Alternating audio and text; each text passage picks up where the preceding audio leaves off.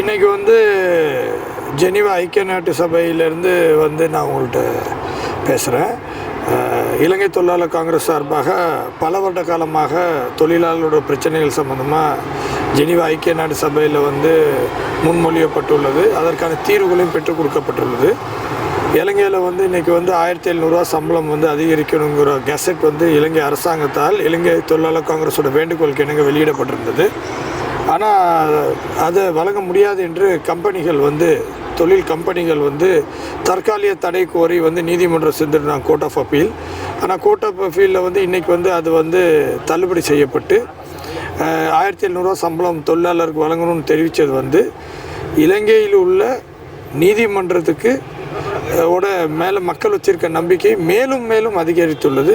ஒரு நியாயமான ஒரு தொழிலாளர்களோட சம்பள அதிகரிப்புக்கு நீதித்துறை நின்றுள்ளது.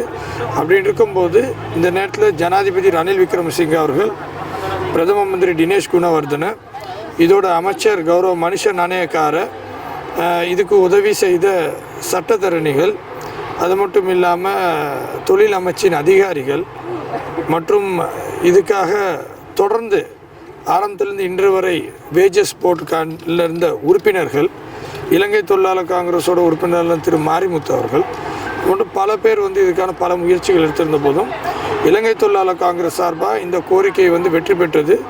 முழு மலைய மக்களுக்கு இது ஒரு மிகப்பெரிய ஒரு வெற்றியாக அமைந்துள்ளது.